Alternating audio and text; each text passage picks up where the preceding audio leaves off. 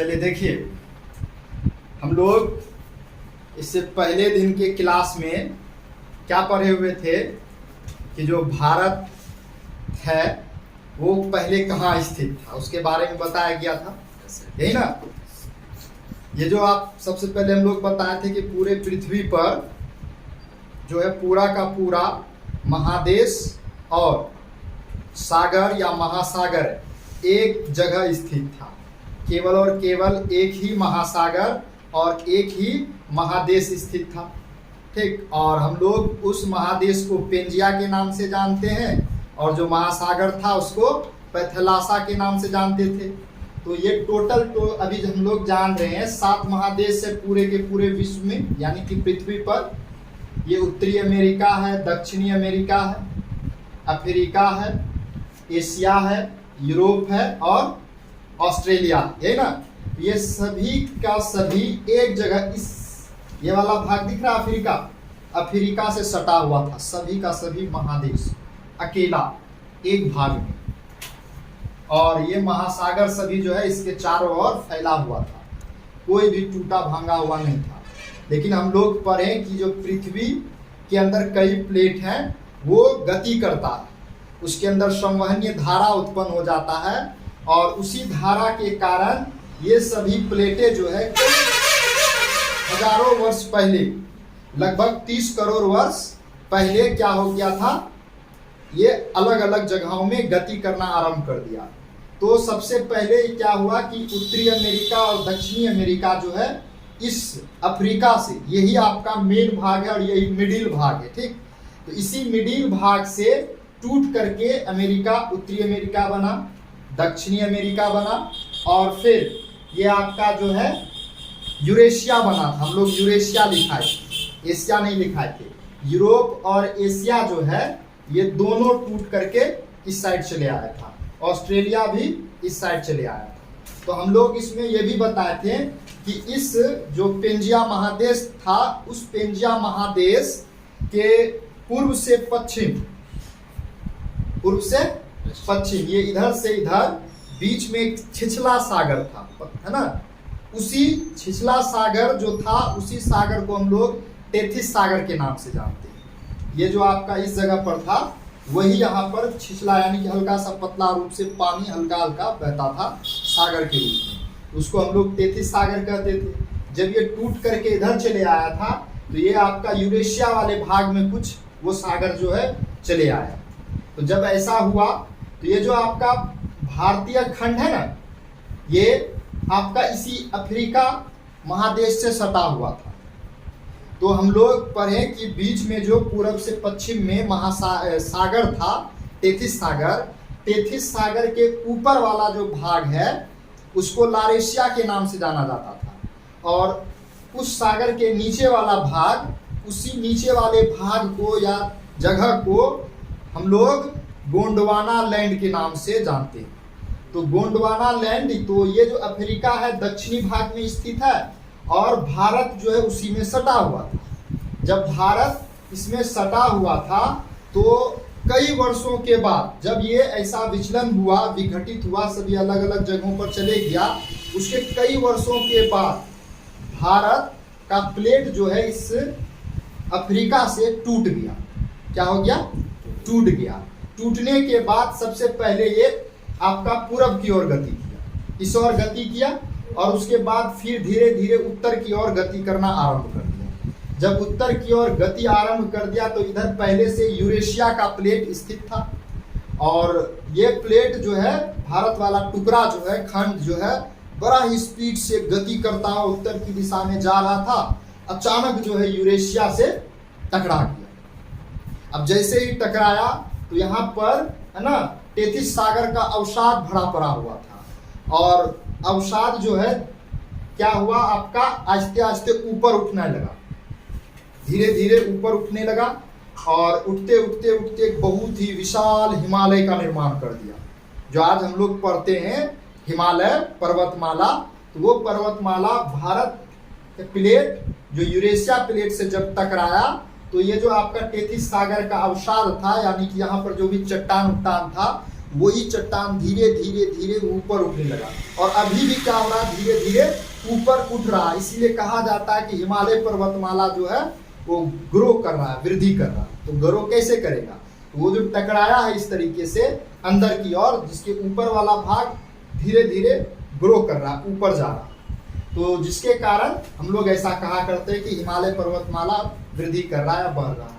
तो इसी टक्कर के कारण आपका क्या हो गया, हिमालय पर्वतमाला का निर्माण हो गया, जो भारत के, ये दिख रहा, ये भारत के उत्तरी इलाका में स्थित, इसी जगह पर टोटल का टोटल, यहाँ से लेकर के आपका जम्मू कश्मीर, लद्दाख है ना, पाकिस्तान का कुछ क्षेत्र लेते हुए, नेपाल, भूटान लेते हुए, अरुणाचल प्रदेश से होते हुए कुछ भाग इधर मुड़ा हुआ है हल्का सा।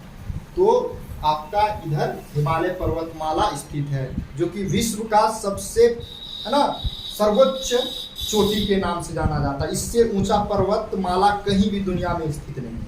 यही हिमालय पर्वतमाला ही है जो विश्व का सबसे ऊंचा पर्वतमाला। ठीक है, तो इतना समझ में आया क्या बताया गया। तो आज हम लोगों को ये सभी चीजें, यानी कि महादेश बना कैसे, अलग अलग कैसे हुआ, उनके बारे में हम लोगों को जानकारी मिल गया।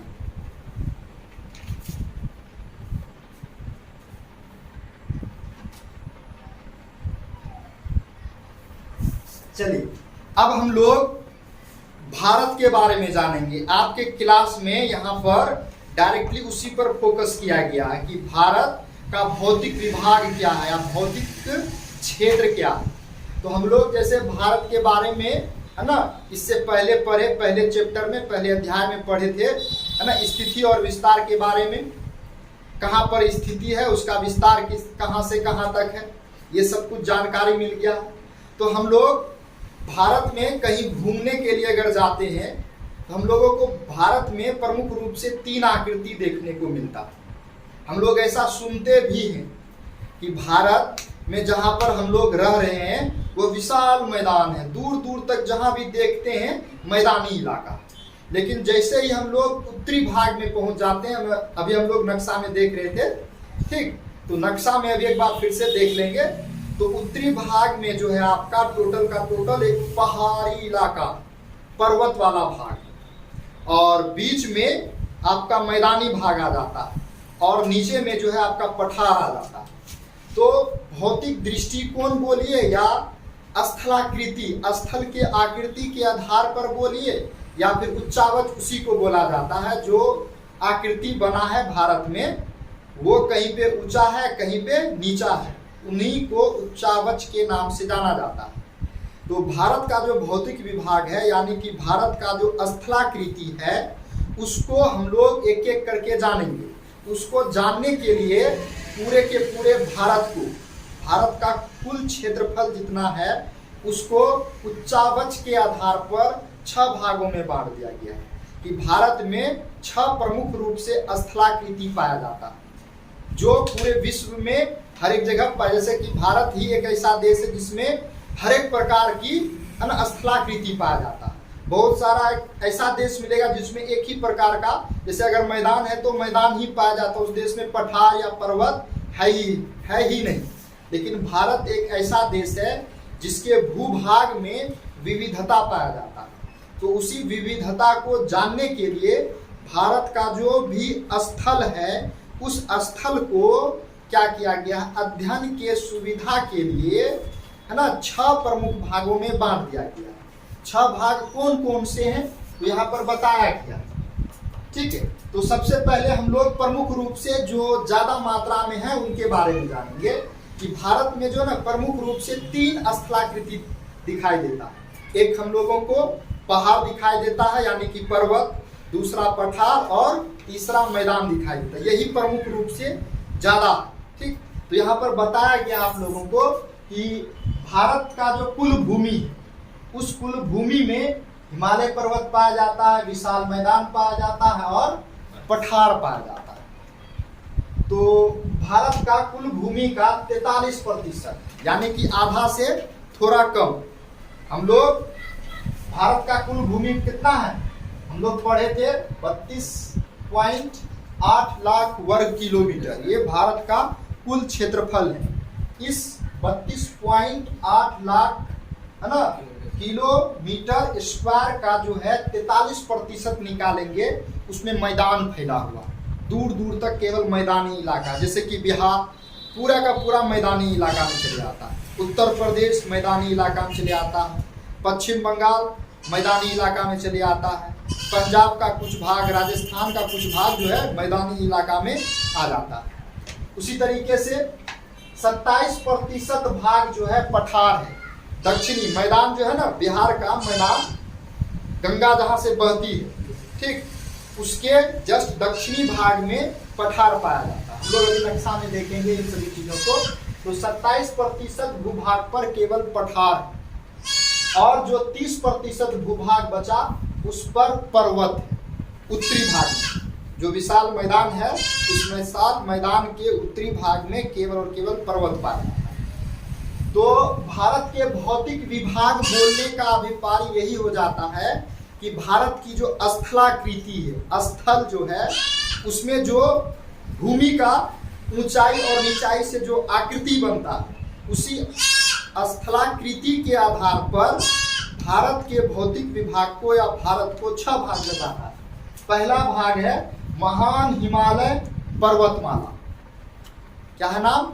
महान हिमालय पर्वतमाला, जिसको हम लोग इंग्लिश में ग्रेट हिमालयन माउंटेन रेंज के नाम से जानते हैं। ग्रेट हिमालयन या हिमालय भी बोल सकते हैं, माउंटेन रेंज। दूसरा भाग आ जाता है आपका विशाल मैदान। विशाल मैदान जो है वो 3 प्रमुख नदियों से बना, इसलिए उस मैदान को सिंधु, गंगा, ब्रह्मपुत्र का मैदान भी कहा जाता है। हम लोग इन सभी के बारे में डिटेल से एक एक करके पढ़ेंगे, और इसको हम लोग ग्रेट प्लेन कहते हैं, है ना। मैदान का प्लेन हो जाता है आपका, और विशाल को ग्रेट हम लोग कह सकते हैं। उसके बाद तीसरा आपका प्रायद्वीपीय पठार, प्रायद्वीपीय यानी कि पेनिसुलर रीजन आपका। अगला आता है मरुस्थल, द डिजर्ट। हम लोग पढ़ते हैं कि भारत का एक राज्य है राजस्थान, जहां पर मरुभूमि पाया जाता है, जिसको हम लोग रेगिस्तान कहते हैं। वही रेगिस्तान मरुस्थल ही, वहां पर दूर दूर तक आप जाइए तो केवल बालू ही बालू मिलेगा। और उस रेगिस्तान का हवाई जहाज के नाम से कौन जानवर जाना जाता है? ऊंट, है ना। ऊंट को, है ना, रेगिस्तान का हवाई जहाज कहा जाता है। उस रेगिस्तान में ऊंट से फास्ट कोई नहीं चल सकता, कोई भी जानवर भी नहीं और कोई मनुष्य भी नहीं। उसके बाद तटीय मैदान के बारे में बताया गया। पांचवा भाग आता है, उसको कोस्टल प्लेन कहते हैं। और लास्ट आपका द्वीप समूह आता है, आइसलैंड के नाम से जाना जाता है। तो भारत का जो कुल भूमि है, कुल भूमि को 6 भाग में बांटा गया। अध्ययन के दृष्टिकोण से बोले या स्थलाकृति के आधार पर बोले। अब हम लोग इनको एक एक करके नक्शा में हम लोग इनको समझते हैं।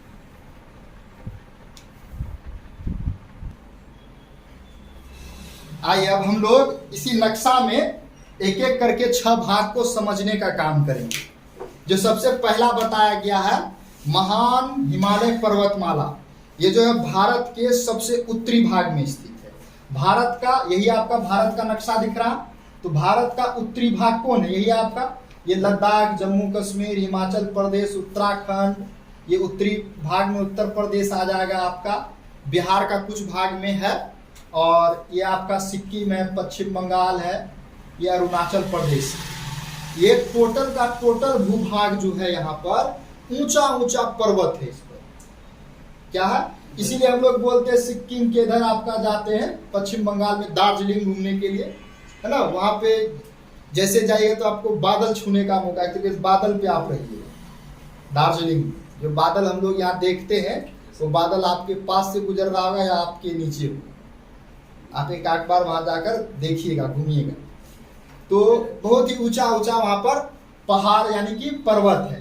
तो ये जो दक्षिण यानी कि उत्तरी भाग में यहाँ पर हिमालय पर्वतमाला स्थित है। और ये हिमालय पर्वतमाला कुल आपका पश्चिम से लेकर के पूरब तक लगभग 2500 किलोमीटर लंबाई में फैला हुआ है। यहाँ से यहाँ तक का कुल लंबाई 2500 किलोमीटर है। और चौड़ाई कितना है हिमालय पर्वतमाला का, तो 160 किलोमीटर से 500 किलोमीटर तक चौड़ाई है, चौड़ा और लंबा भी बहुत ज्यादा। तो ये आपका, ये तो समझ में आ गया विशाल या महान हिमालय पर्वतमाला कहाँ पर स्थित है। अब जो हम लोग बोले यहाँ पर पहले से नदी बह रहा था, ठीक, जैसे ही हिमालय का निर्माण हुआ तो ये भाग तो ऊपर ऊंचा उठ गया, तो ऊंचा उठ गया, बहुत उठने के कारण क्या हुआ, इसमें जो है आपका ऊपर जैसे जैसे हम लोग जाते हैं तो तापमान क्या होता, घटता जाता। तापमान घटेगा तो क्या होगा, पानी, जो पानी होगा या जलवाष्प ऊपर में गिरता है बारिश के रूप में, वो किस में कन्वर्ट हो जाएगा, बर्फ के रूप में हो जाएगा।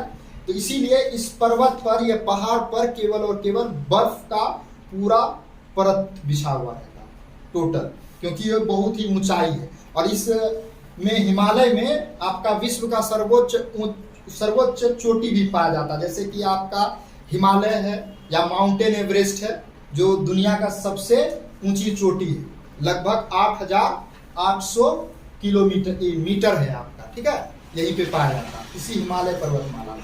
तो यहाँ पर ऊंचा उठने के कारण नदी वाला भाग जो है क्या हो जाएगा, आहिस्ते आहिस्ते ऊपर उठेगा। तो उठने के कारण इसके जस्ट दक्षिणी भाग में क्या हुआ, अवसाद सब, जो सागर के, जैसे हम लोग नदी में जाते हैं तो नीचे में क्या होता, कादो सब भरा पड़ा रहता, तो वो सभी चीज जो है ना क्या आ गया आपका इस साइड में, दक्षिणी वाले भाग में आ गया, बस गया। और बहुत सारा नदी जैसे कि सिंधु नदी, गंगा नदी और ब्रह्मपुत्र नदी जो है ऊपर पहाड़ी से निकल करके नीचे की ओर बहना आरंभ कर दिया।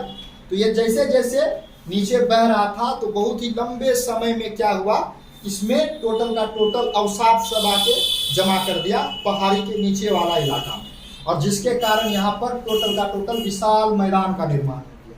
इसीलिए हम लोग पढ़ते हैं कि ये जो हिमालय के दक्षिणी भाग में है विशाल पर्वत मैदान है आपका, याद रहेगा, जो कि जिसमें विशाल मैदान में आपका बिहार, उत्तर प्रदेश, हरियाणा, राजस्थान, मध्य प्रदेश का कुछ भाग आ जाता है। इन सभी में विशाल मैदान फैला हुआ।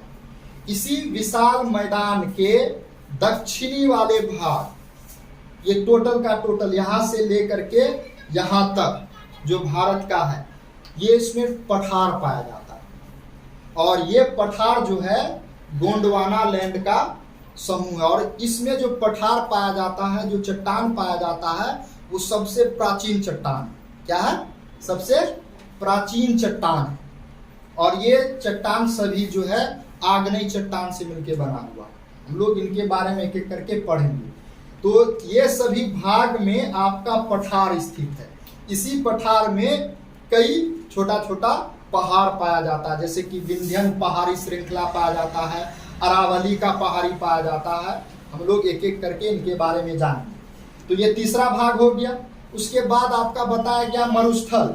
ये मरुस्थल जो है ये इसी राजस्थान वाला भाग में पाया जाता है, पश्चिमी इलाका में, जो राजस्थान राज्य है भारत का, इसी भाग में मरुस्थल या रेगिस्तान पाया जाता है, याद रहेगा। अब आगे देखिए, बताया गया है तटीय मैदान ना। तो तटीय मैदान क्या है, जो किनारा दिख रहा है भारत का चारों तरफ का, ये जो किनारा दिख रहा है, जिसके बगल में आपका इधर बंगाल की खाड़ी, अरब सागर और नीचे में हिंद महासागर स्थित है। इसके बगल वाला भाग जो है इसमें भी मैदान है एक तरीके से, जैसे कि यहाँ पे मैदान है उसी तरीके से मैदान फैला हुआ है। और ये मैदान चूंकि किनारा वाला है इसीलिए इसको हम लोग तटीय मैदान कहते हैं। तो तटीय मैदान भारत के दक्षिणी भाग में किनारा पर स्थित है, याद रहेगा।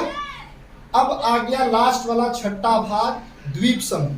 तो हम लोग पढ़े कि द्वीप समूह किसको कहते हैं, छोटा छोटा टुकड़ी को कहते हैं, जो आपका सागर में या महासागर में पाया जाता है। जैसे कि एक इधर है आपका लक्षद्वीप, इधर है आपका अंडमान निकोबार द्वीप समूह, बोलते हैं ना, लक्षद्वीप भी एक आपका द्वीप है।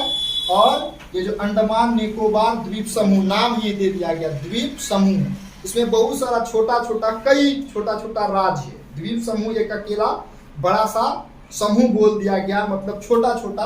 आपको देखने से भी पता चलेगा कि यहाँ पे बहुत ही छोटा छोटा अलग अलग टुकड़ा पाया जा रहा है ना। तो ये द्वीप समूह है और ये भी द्वीप है, इसीलिए बोला गया कि ये भी द्वीप समूह जो है भारत संघ का हिस्सा ही, इसमें भी भारत के द्वारा ही संचालित होता है। इसमें जो भी सरकार बनता है भारत के द्वारा ही बनाया जाता है। भारत का जो संविधान है उसी संविधान के अंतर्गत में ये टोटल का टोटल आ जाता है। ये द्वीप समूह, ये भी द्वीप समूह और ये सभी। इसके बगल में इधर आपका जो है द्वीप है, तो दमन और द्वीप, वो भी इसी में आ जाता है। और ये सभी केंद्र शासित प्रदेश में चले आता है आपका। ये जो लक्षद्वीप बताया गया, अंडमान निकोबार द्वीप समूह बताया गया और द्वीप बताया गया। तो समझ में आया इतना? कोई दिक्कत है?